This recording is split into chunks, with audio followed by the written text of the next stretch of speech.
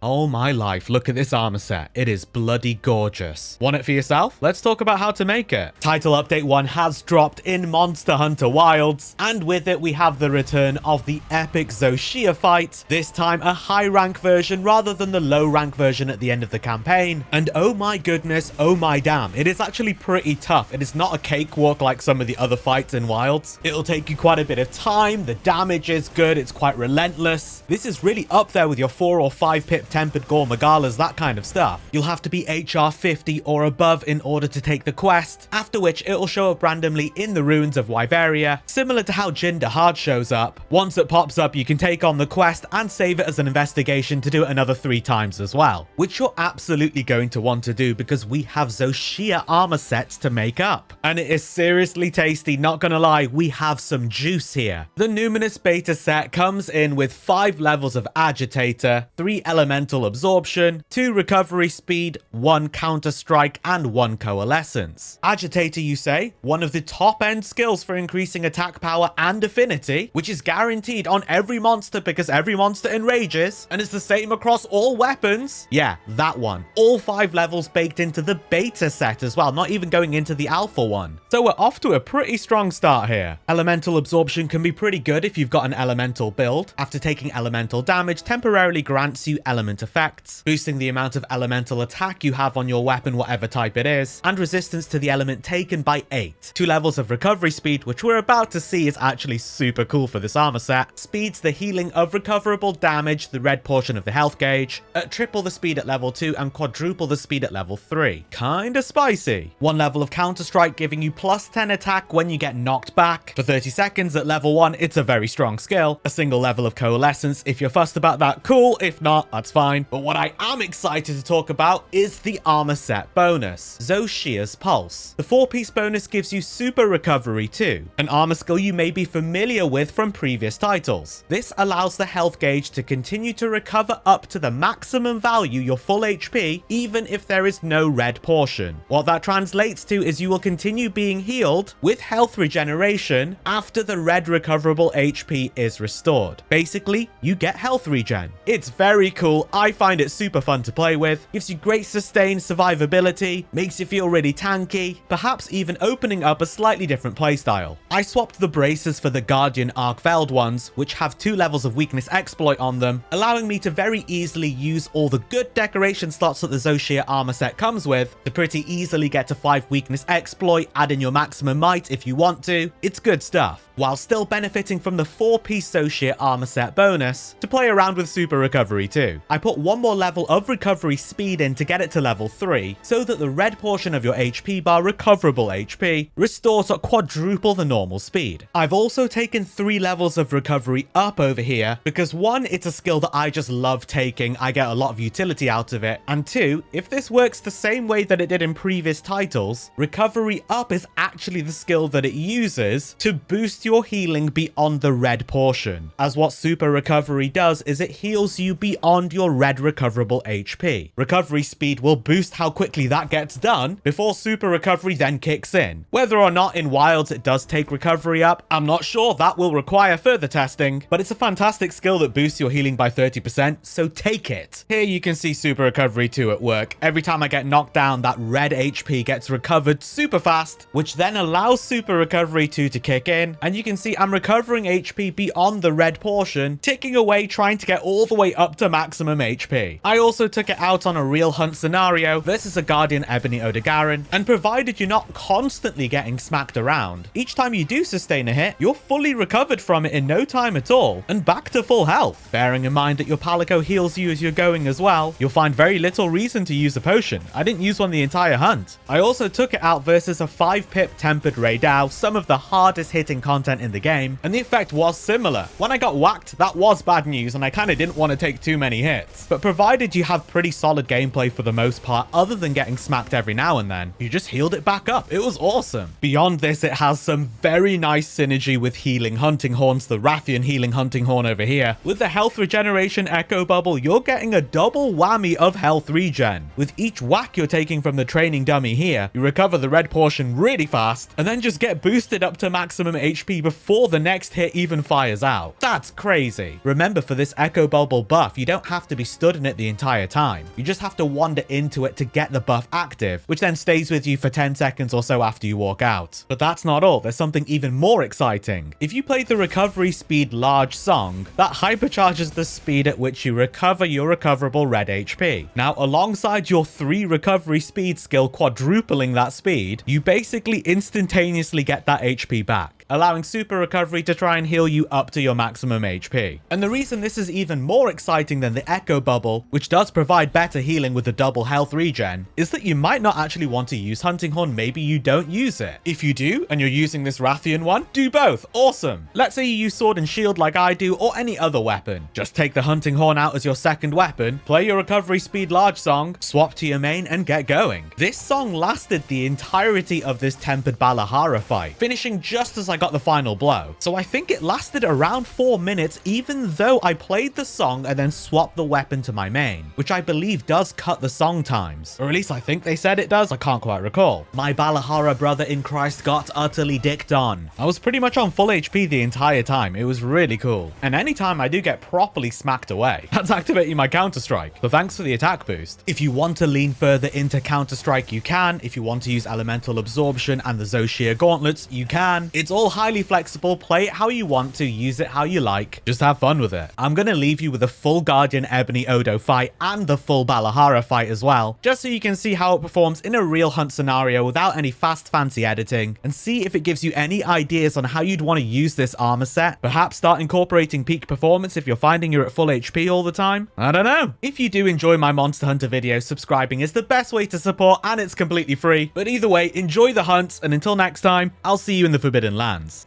Now commencing quest by order of the guild. There! That's our target!